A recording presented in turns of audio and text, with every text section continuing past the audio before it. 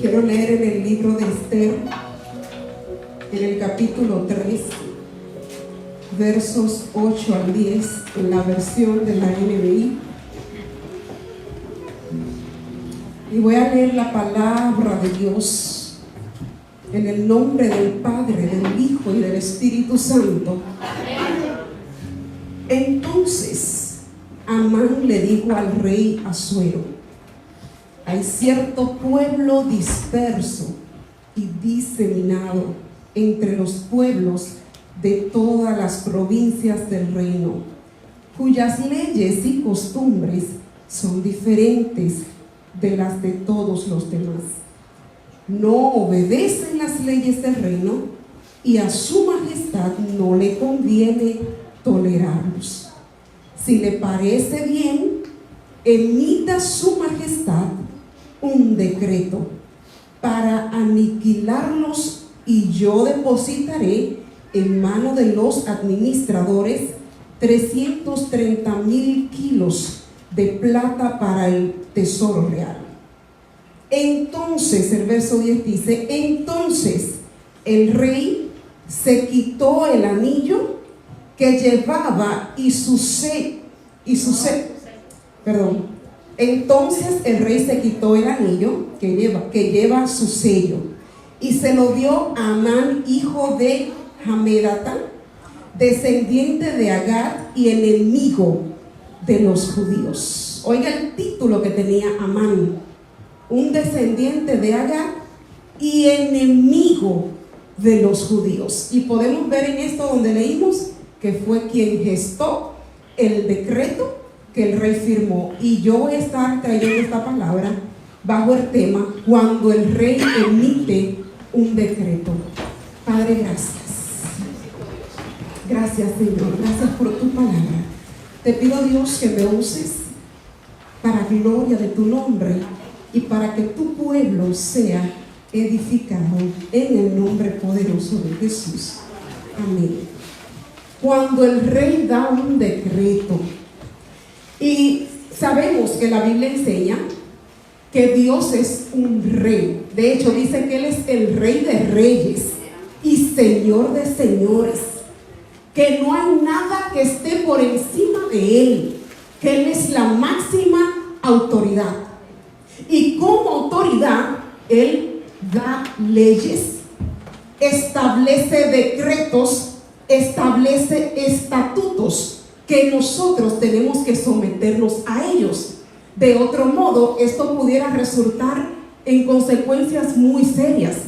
De hecho, Jesús, cuando confronta a Saulo, le dice: Saulo, Saulo, ¿por qué me persigues?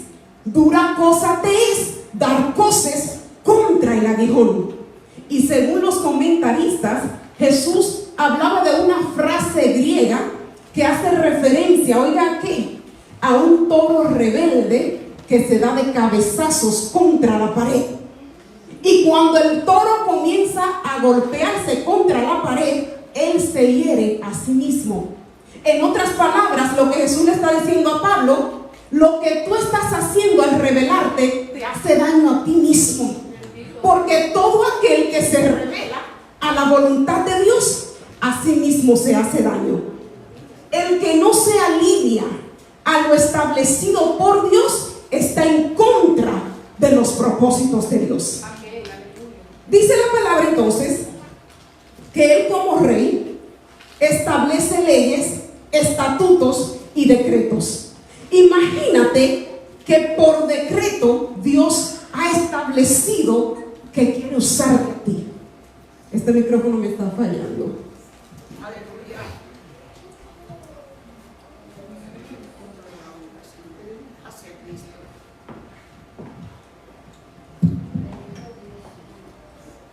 Estamos en vivo. Entonces les decía, imagínate que Dios ha emitido un decreto donde Él establece que el propósito de Él quiere llevarlo a través de ti personalmente. Cuando Dios dice que quiere usarte a ti, lo mejor que tú puedes hacer es someterte a la voluntad del Rey. Porque cuando yo me resisto a la voluntad del Rey, me estoy poniendo en la posición de Jonás. Todos conocemos la historia de Jonás. Es decir, que cuando Él decide que me va a usar, aunque yo no quiera, Él me va a usar, porque ya Él como rey lo estableció. Y la palabra de Dios dice que Jehová lo que quiere, lo hace. En el cielo, en la tierra, en los mares y en todos sus abismos. Él lo que quiere, lo hace. Por eso lo mejor es que cuando el Señor dice te voy a usar, tú te sometas. El problema es que hay personas que no quieren someterse a la voluntad de Dios para con ellos, porque no quieren dejar la doble vida que llevan. No quieren soltar el vaivén, porque quiero disfrutarme del Señor, pero también disfrutarme de lo que me ofrece el mundo. ¿Estamos entendiendo? Entonces el llamado requiere una responsabilidad. El llamado requiere que yo abandone mi antigua manera de vivir. Y hay personas que no están dispuestas. Hay otros que están en la iglesia, abandonaron su antigua manera de vivir, pero no tienen compromiso. Porque cuando Dios te llama, tú tienes que ser una persona de compromiso. No es que estoy hoy y ya mañana no pueden contar conmigo. Hay que tener compromiso. Y cuando se habla de compromiso, se habla de que llueva, ventee o relampaguee. Aquí tengo que estar cumpliendo con mi llamado. Amén. Entonces, dice aquí, cuando Dios emite un decreto o edicto real, este no puede ser revocado, porque los decretos de Dios son eternos e inmutables. Yo quiero que usted guarde esta palabra. Lo primero es que Él establece sus leyes. Lo segundo es que luego de que ya Él la emite, la sella con su anillo real, este no puede ser revocado, porque Él lo establece desde su eternidad. O sea que no hay nada que pueda hacer que Dios se retracte. ¿Usted está entendiendo? Y dice entonces algunos ejemplos que tenemos en la Biblia que nos pueden ayudar a entender qué significa esto cuando el rey, cuando nuestro Dios emite un decreto. Dice entonces el caso del rey Darío.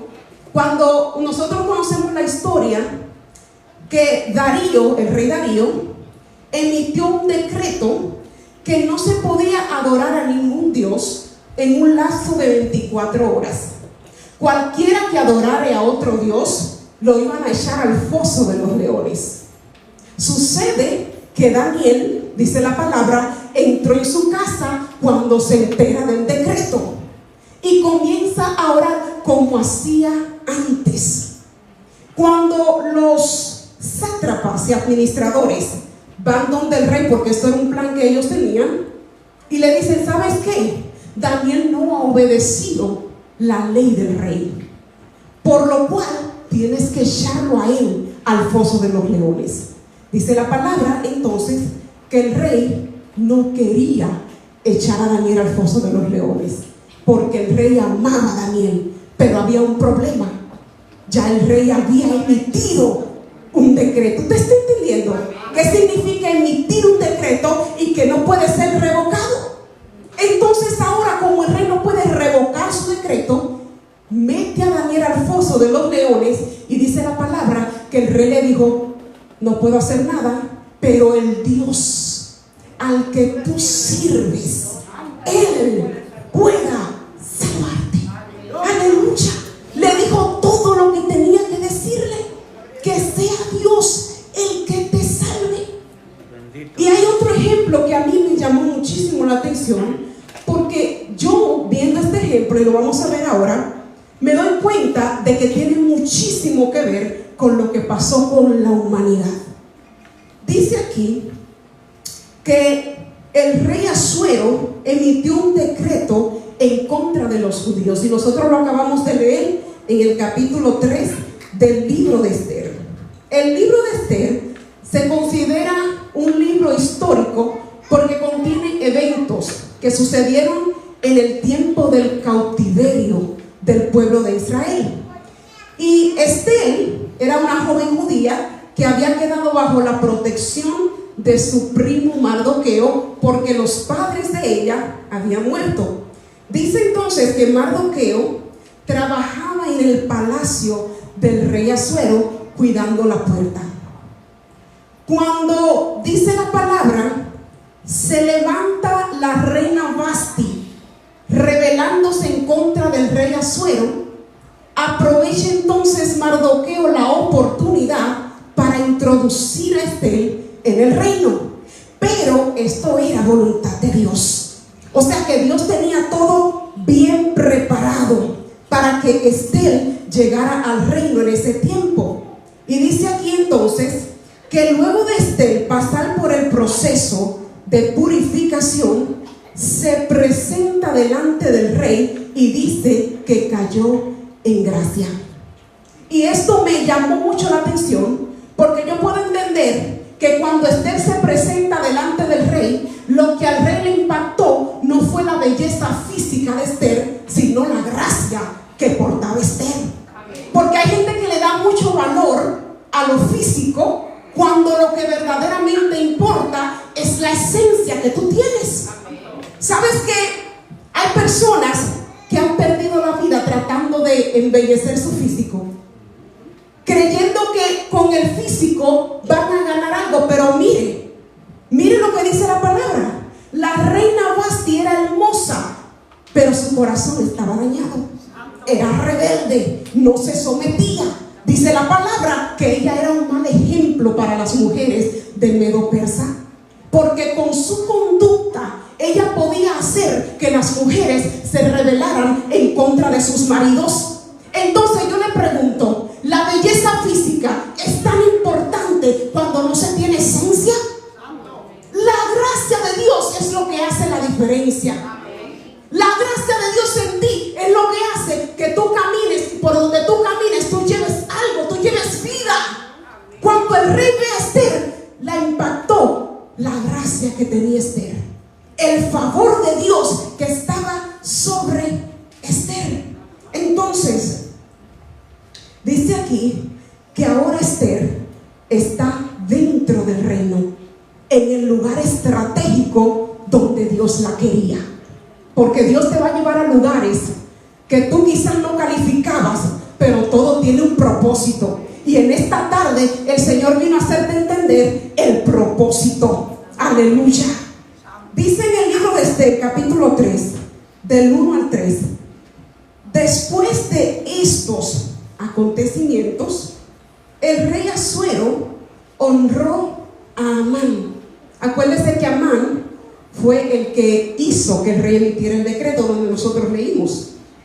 Dice que a este hombre el rey lo honró, el descendiente de Agag, ascendiéndolo a un puesto más alto que el de todos los demás funcionarios que estaban con él. Todos los servidores de palacio asignados a la puerta del rey se arrodillaban ante Amán y le rendían homenaje, porque así lo había ordenado el rey. Pero Mardoqueo no se arrodillaba ante él ni le rendía homenaje. Entonces los servidores de palacio asignados a la puerta del rey le preguntaron a Mardoqueo: ¿y por qué tú desobedeces la orden del rey? Fíjense que el texto comienza diciendo después de estos acontecimientos, es decir, anterior al posicionamiento de Amán. Dice que al rey habían intentado matarlo. Antes de que el rey posicionara a Amán, sucede que al rey querían matarlo, y Mardoqueo se entera, y dice la palabra que Mardoqueo le manda a decir al rey los planes de muerte que tenían en su contra a través de Estel. Pero fíjense la contrariedad, porque cuando Mardoqueo le advierte al rey de que lo van a matar, se supone que si ahora viene un ascenso, al que debe de ascender de posición es ¿a quién? A Mardoqueo, porque fue el que le salvó la vida. Sin embargo, al que ascendieron fue a Amán. ¿Esto no le llama la atención? iglesia, que las cosas no pasan cuando yo quiero que pasen, sino cuando Dios decide que pasen, porque el plan es de Dios y no mío. El plan no era de Mardoqueo, de hecho él ni sabía lo que estaba pasando, pero Dios tenía un plan. Y dice la palabra que al rey se le olvidó que Mardoqueo le salvó la vida, y asciende a Amán poniéndolo por encima de todos los funcionarios. Pero cuando dice que Mardoqueo no se postra delante de él, no significa que Mardoqueo estaba dolido porque Amán le dieron la posición que se supone que era el que se la diera. No, dice la palabra que la razón por la que Mardoqueo no se postra es porque este hombre, Amán, era descendiente de Amalek. Amalek era el enemigo eterno de Dios, porque dice la palabra que cuando el pueblo de Israel salía de Egipto, Amalek lo atacó por la retaguardia cuando el pueblo estaba cansado. Oiga esto, el pueblo viene saliendo de Egipto y este pueblo de Amalek lo ataca por la espalda cuando el pueblo no tenía cómo defenderse. Y el Señor dijo: este Amalek será mi enemigo eterno. Por eso cuando leíamos decía que él era descendiente de Amalek y enemigo de los judíos. ¿Usted está entendiendo entonces por qué razón Mardoqueo no se postra delante de este hombre? Porque nosotros, los hijos de Dios, adoramos todo lo que tiene que ver con Dios, pero no adoramos lo que representa el maligno. ¿Usted está entendiendo esto? Entonces cuando usted decide no adorar lo que representa a Satanás, es a ti a quien Satanás quiere matarte. Cualquiera que se revele en contra de Satanás, que le dé la espalda a él va a intentar matarlo. Y eso es lo que hace este hombre, que quiere matar a Mardoqueo porque no le rendía homenaje. Y dice que este hombre entonces era un tipo de Satanás. Oiga, ¿por qué? Se consideraba que Amán era un tipo del enemigo porque tiene su misma esencia. ¿Qué es lo que persigue el enemigo de los hijos de Dios? La adoración. La adoración, la alabanza. El enemigo persigue la alabanza. Entonces dice aquí que cuando el rey lo posiciona, él se envanece y quiere que lo alaben y que lo reconozcan. Entonces, una persona que se envanece es aquella que se posiciona a sí misma en la posición de una deidad o una autoridad. En otras palabras, quizá no estoy en la posición físicamente, pero sí lo estoy de corazón. ¿Y qué pasa? Que cuando yo me posiciono en una posición que no me corresponde, yo comienzo a actuar y a hacer cosas que a mí Dios no me autorizó a hacer. Y comienzo entonces a rebelarme contra Dios. Por eso es que dice la palabra que cuando el hijo de David, llamado Absalón, se levantó contra su padre, oiga lo que hacía. Se levantaba de mañana y se paraba en una esquina a esperar que llegara la gente a ver al rey. Él lo atajaba para que ellos no entraran al palacio, sino que él le brindaba y le decía: ay, si yo fuera el rey, ningún problema tendría la gente. Y lo abrazaba y lo besaba y lo hacía sentir como que el rey no te va a dar lo que yo te doy. ¿Usted está entendiendo? Cuando una persona se posiciona donde Dios no la puso, de corazón comienza a actuar con maldad para quitar al que ya está. Entonces podemos ver aquí el perfil de Satanás en este hombre que buscaba ser reconocido. Dice en el capítulo 5 del libro de Esther, hablando él de sí mismo: Amán reunió a sus amigos y a Zeres, su esposa, y se jactó ante ellos de su gran riqueza y sus muchos hijos. Hizo alarde de los honores que el rey le había dado y de la forma en que lo había ascendido por encima de todos los otros nobles y funcionarios. Amán también añadió Y eso no es todo.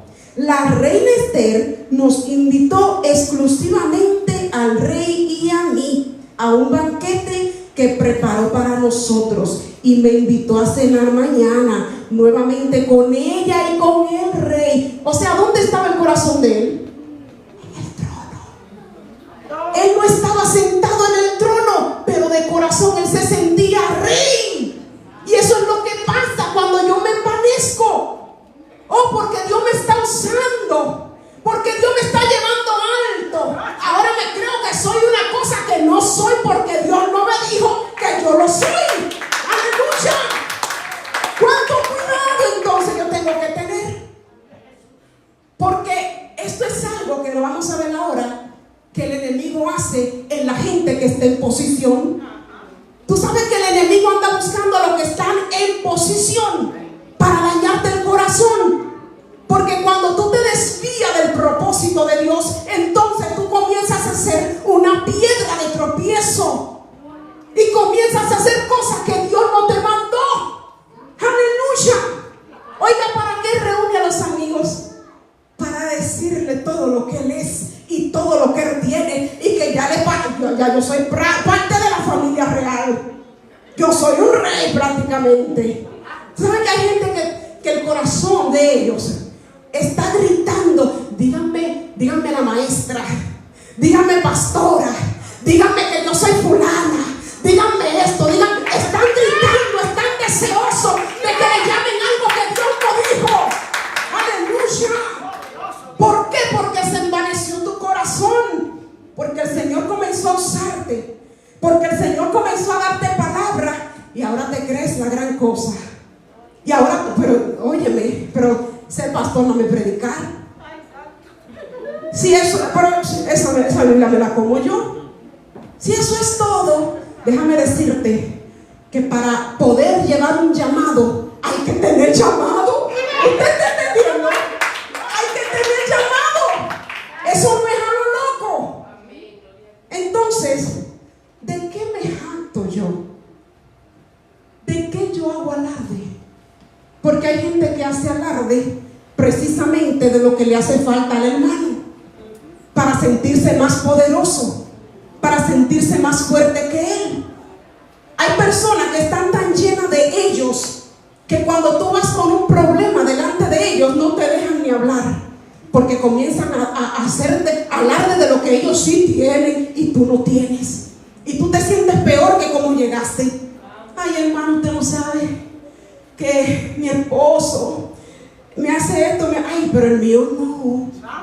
El mío es muy bueno. El mío, ese hombre ora, ese hombre busca de Dios.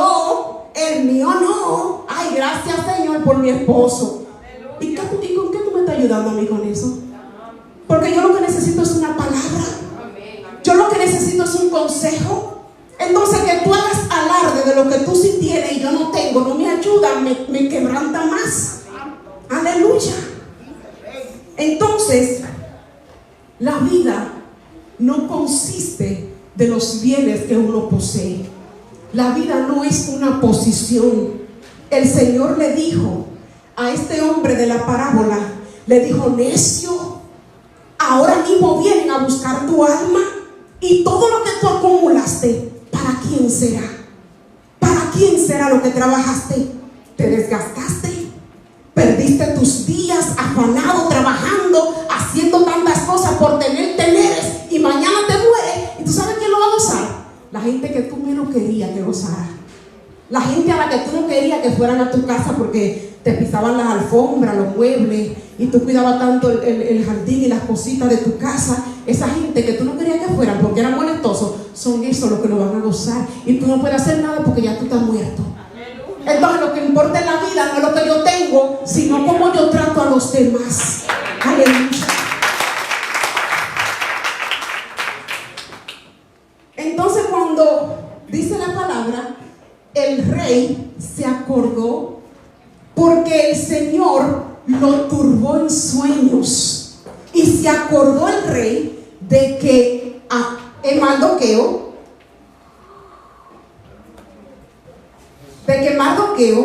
le había salvado la vida. Y dice la palabra que llama a Amán para que Amán le diga cómo honrar al hombre que había agradado al rey. Pero cuando el rey lo llama, el rey no le dice cuál era la intención que él tenía o a quién quería honrar, sino que dice: entonces Amán entró y el rey dijo: ¿qué debo hacer para honrar a un hombre que verdaderamente me agrada? Amán pensó para él mismo: ¿y a quién querría honrar el rey más que a mí? A mí que soy el gran Amán, a mí que soy el mejor de todos los funcionarios del rey. Así que contestó: oiga, yo quiero que usted vea detalladamente esto. Si el rey desea honrar a alguien, debería sacar uno de los mantos. ¿Cómo? Acuérdense que el corazón de él está sentado ¿dónde? Él dice: uno de los mantos reales que lo haya usado el rey. Asegúrese que lo haya usado usted. Dice: y también un caballo que el propio rey se haya montado, uno que tenga un emblema real en la frente.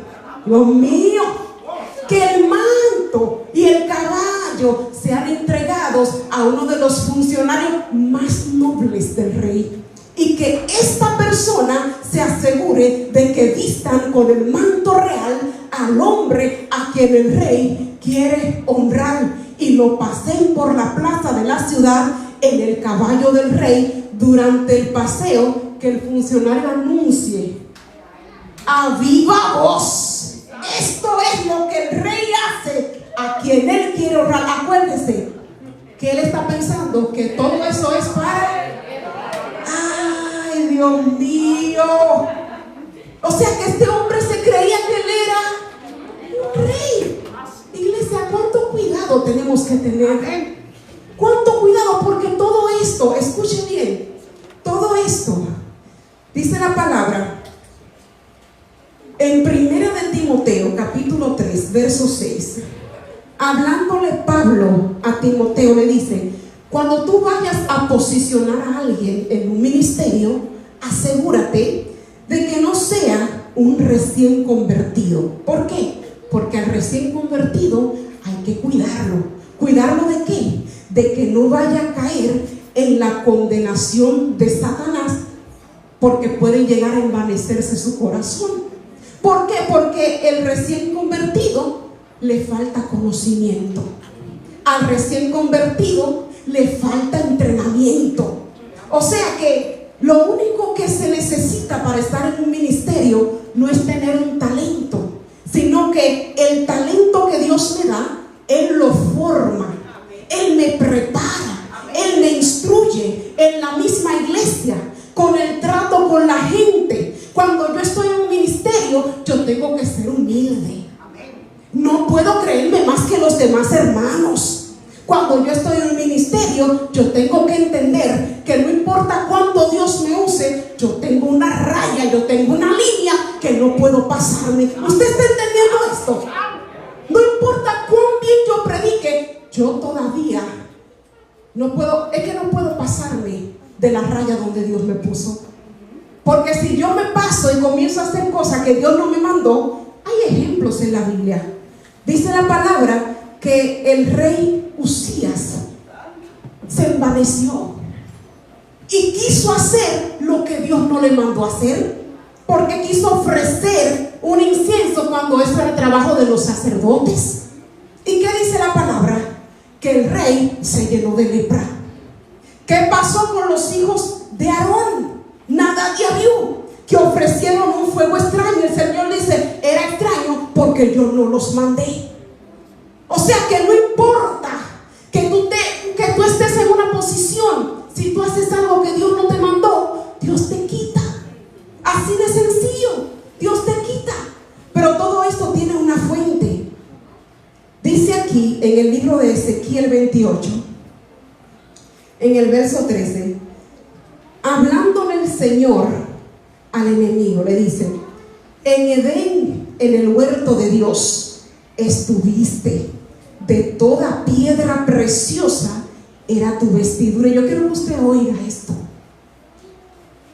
de colnerina, topacio, jaspe, crisólito, berilo y ónice, de zafiro, carbunclo, esmeralda y oro. Los primores de tus tamboriles y flautas estuvieron preparados para ti en el día de tu creación. Tú, querubín grande, protector, yo te puse en el santo monte de Dios. Allí estuviste, en medio de las piedras de fuego te paseabas. Perfecto eras en todos tus caminos desde el día que fuiste creado hasta que se halló en ti maldad. Y yo quiero que usted note cuál era la posición que tenía el enemigo. Dice que era ¿qué? Un querubín protector. Entonces, en el 17 dice, se enalteció tu corazón a causa de tu hermosura. Corrompiste tu sabiduría a causa de tu esplendor. Yo te arrojaré por tierra delante de los reyes, te pondré para que miren en ti. ¿Por qué? ¿Qué fue lo que hizo? ¿Dónde se posicionó el enemigo entonces? Porque decíamos que posicionarte no es literalmente tomar una posición, sino lo que Dios ve que hay en tu corazón. ¿Usted entiende? En Isaías 14 nos dice dónde se posicionó el enemigo.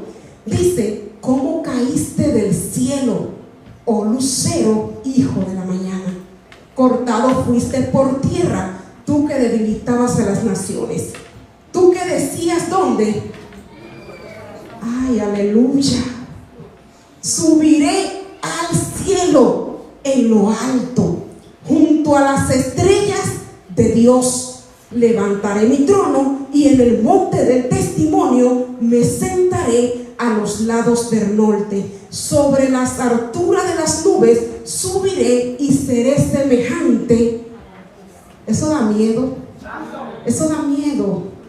Iglesia, yo quiero que ustedes sepan que cuando usted está en la iglesia usted tiene que tener conocimiento. ¿Por qué? Porque nosotros tenemos un adversario y la Biblia es clara. Y aquí no hay ninguna monedita de oro que pueda decir que no es una presa de Satanás. Todos nosotros tenemos que cuidarnos del orgullo. Todos nosotros tenemos que cuidarnos de creernos algo que no somos. Aleluya.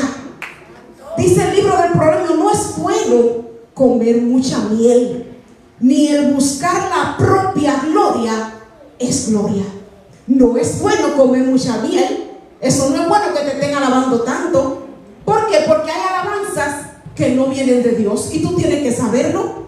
Porque si a mí alguien me dice, oh, pero tú cantas, tú eres la mejor que canta del grupo, esa alabanza no es buena.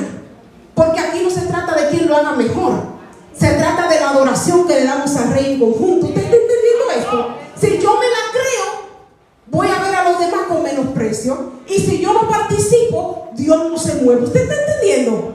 ¿Cómo es que el enemigo trabaja? Entonces usted tiene que ser sabio. Cuando hay alabanzas que no son de Dios, no las reciba. No las reciba. Haga como hizo Pablo, que cuando esta muchacha venía, ay, estos sí son hijos del Dios Santísimo, estos sí son siervos. Pablo entendió que esa alabanza no venía de Dios. Hay alabanzas que no vienen de Dios. Aleluya. Al oro y la plata el fuego los prueba, al hombre lo prueban las alabanzas. Las alabanzas prueban tu esencia. ¿Quién está influyendo en ti? Aleluya. Entonces, cuando tú estás en una posición, es cuando tú más tienes que tener cuidado de que el enemigo no te desvíe del propósito de Dios, el propósito que Dios tiene contigo.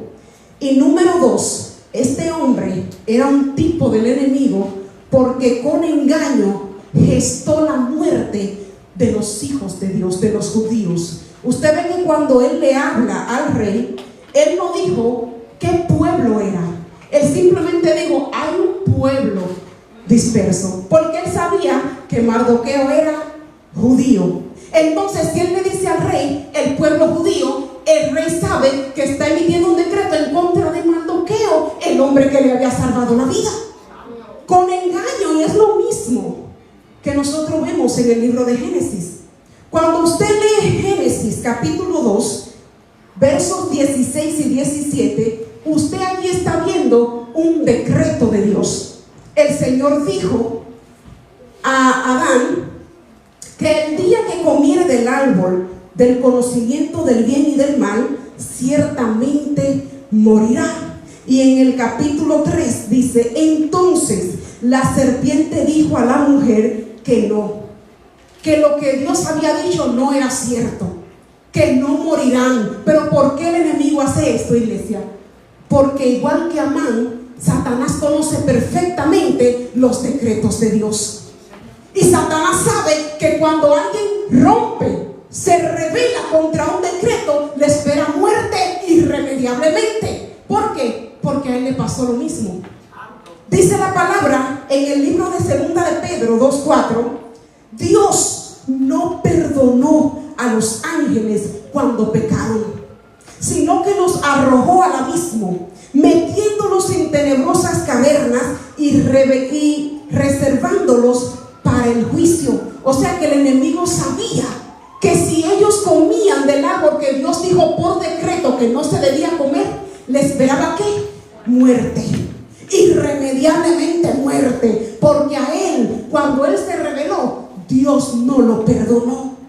Entonces el enemigo quiere hacer con Adán y Eva lo mismo que pasó con él, y eso es lo que él quiere hacer todavía en este tiempo. ¿Usted está entendiendo? Él es el que busca la muerte. Dice la palabra que el enemigo vino a matar, a hurtar y a destruir. Ese es su trabajo, iglesia, matar. Aleluya. Entonces ahora hay un decreto de muerte, un decreto de muerte para los judíos. Y dice que cuando Mardoqueo se entera de que hay un decreto de muerte, Mardoqueo movilizó a Esther. Y aquí es donde el Señor me ministraba. Aleluya. Yo quiero que el sonido me ponga la imagen. Aquí es donde el Señor me ministraba. Aleluya. Porque el Señor vino a movilizar la iglesia. El Señor vino a decirte, iglesia, que hay un decreto vigente, un decreto de muerte. La palabra de Dios dice que el mundo entero está bajo el poder del maligno. El mundo entero está esperando muerte eterna. Y el Señor hoy vino a hacerte un llamado de urgencia. El Señor hoy vino a decirte que la venida de Él se aproxima. Aleluya. El Señor hoy vino a decirte que tú no fuiste llamada para estar sentada como estaba sentada Esther. Dice la palabra que cuando Mardoqueo se entera, le dice a Esther en el verso 14 del capítulo 4: si ahora te quedas absolutamente callada, de otra parte vendrá el alivio y la liberación para los judíos, pero tú y tu familia, aleluya. ¿Quién sabe?, le dice, si no has llegado al trono precisamente para un momento como este. La iglesia es la Esther de este tiempo. La iglesia es la Esther que Dios quiere usar. Pero la Esther de este tiempo, igual que la Esther de aquel tiempo, no ha entendido el propósito. La Esther de este tiempo se desvió del propósito. La Esther de este tiempo está dormida. Aleluya. Y el Señor nos ha llamado por decreto. Escuche, nosotros hablamos de reino. Nosotros pensamos que el reino tiene que ver conmigo, con protagonismo, con algo mío, mi llamado, mi ministerio. No es tu llamado, no es tu ministerio. Hay un propósito que se llama salvación. ¿No le parece la historia de Esther igual que la historia de José? Ambos llegaron allí en circunstancias especiales. José como esclavo, Esther como huérfana. Dios los puso ahí para que ellos sepan quién fue que los puso ahí. Y eso no te hace pensar en ti.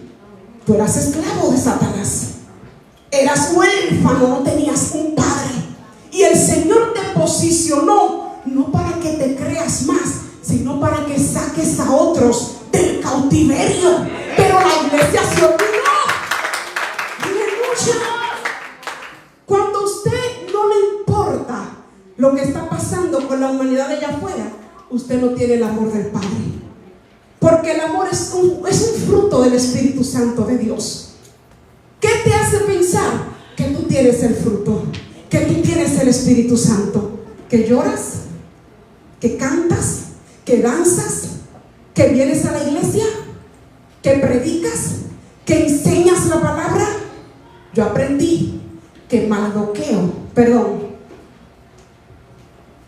este hombre a quien el Señor le habla en el libro de Juan capítulo 3, llamado Nicodemo, era un maestro, enseñaba la palabra de Dios. Sin embargo, el Señor le dijo: te falta el Espíritu Santo de Dios, porque no es el ministerio, no es la posición. Hay mucha gente enseñando y no tienen el Espíritu de Dios. Por eso se ven las manifestaciones de la carne, porque enseñan pero no tienen fruto. ¿Usted está entendiendo esto? Y cuando yo no tengo el Espíritu Santo, no soy movida a buscar y a salvar lo que está perdido. La iglesia está llamada a predicar la palabra en este tiempo, porque hay un decreto vigente y es un decreto de muerte. Así nos los ha mandado el Señor: te he puesto por luz para las naciones, a fin de que lleves mi salvación hasta los confines de la tierra. Y ve diciendo: el reino de los cielos se ha acercado.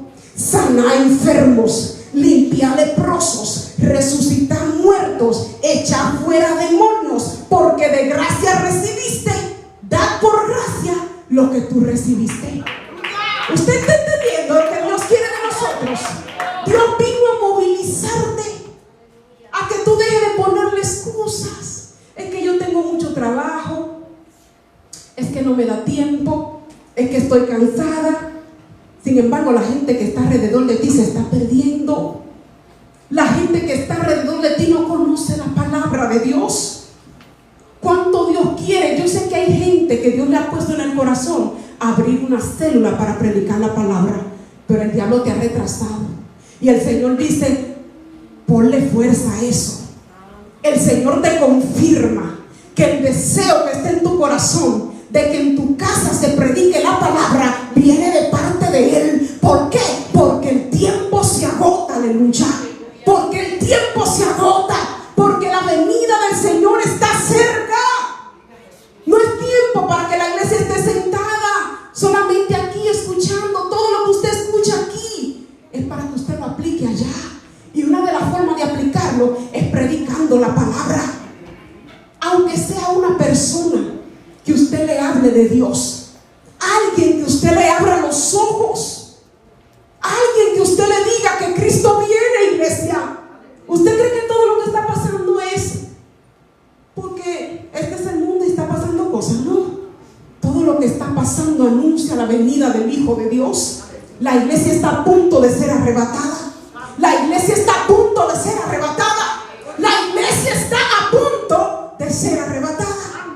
Y dice la palabra que cuando Mardoqueo moviliza a Esther, esta mujer se metió en un ayuno de 3 días y 3 noches sin comer ni beber nada. Y esta es la estrategia que Dios le ha dado a la iglesia. Número 1, una iglesia que esté llena del amor de Dios. Número 2, una iglesia que como los judíos se una, porque dice la palabra que se unieron. Si hay división, no va a haber resultado, pero si hay unidad, va a haber resultado. Dice entonces, ayunaron, oraron y comenzaron a decirle a todo el mundo lo que estaba pasando. En otras palabras, usted comience a decirle a todo el mundo que Cristo viene.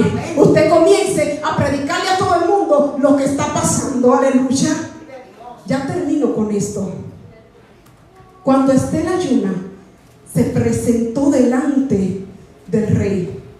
Y dice la palabra que el rey le responde a la reina y a Mardoqueo: Debido a que Amán atentó contra los judíos, le he dado sus propiedades a Esther, y a él lo han colgado en la estaca. ¿En cuál estaca? ¿Usted conoce la historia? La estaca que él había preparado para Mardoqueo. Entonces, deje que usted vea lo que dice aquí. Dice aquí: redacten ahora en mi nombre otro decreto en favor de los judíos, como mejor les parezca, y séllenlo con mi anillo real. Un documento escrito en mi nombre y sellado con mi anillo es imposible revocarlo. Al principio decíamos que los decretos son irrevocables. Ahora Estel ayuna y oiga lo que hace el rey. El rey dice: los decretos del rey son imposibles de revocarlo, pero en favor de los judíos y por amor a Esther, yo, el rey, emito otro decreto. Y yo le pregunto, ¿no fue eso lo que pasó en el libro de Génesis? Cuando el Señor emite un primer decreto: el día que de él comieres, ciertamente morirás.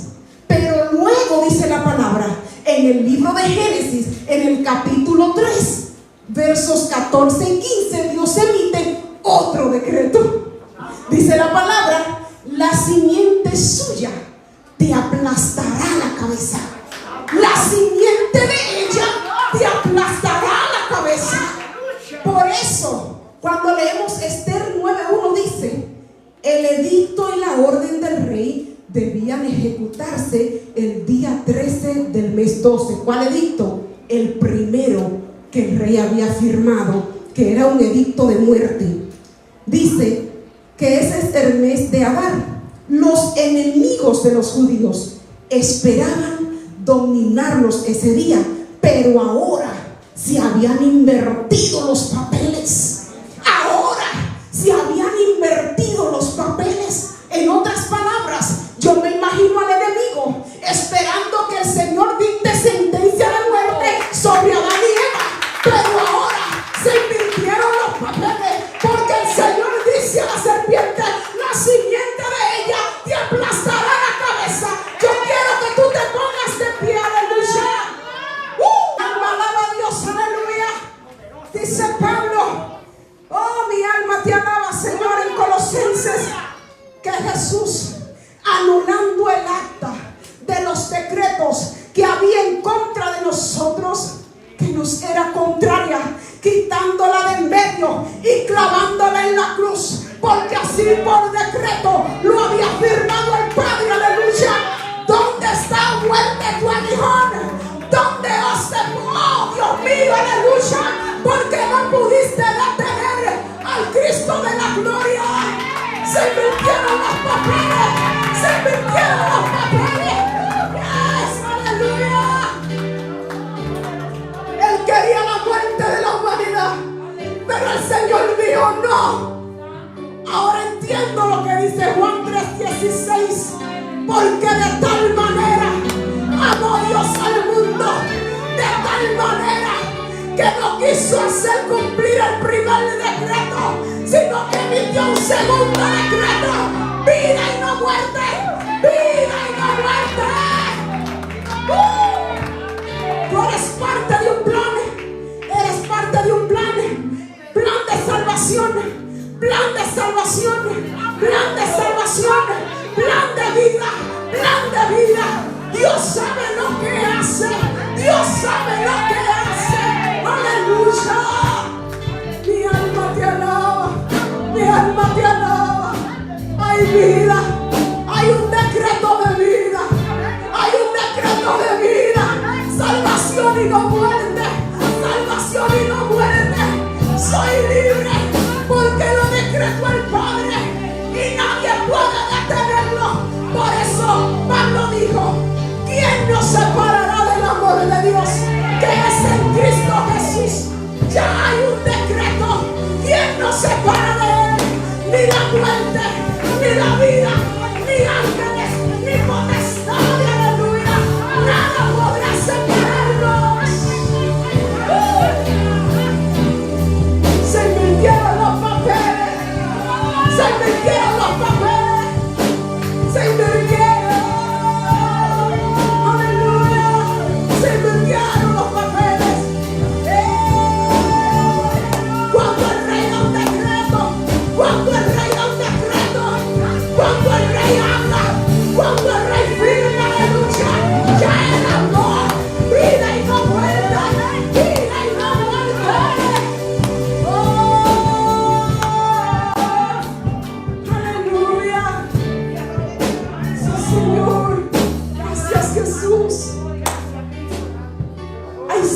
salvación.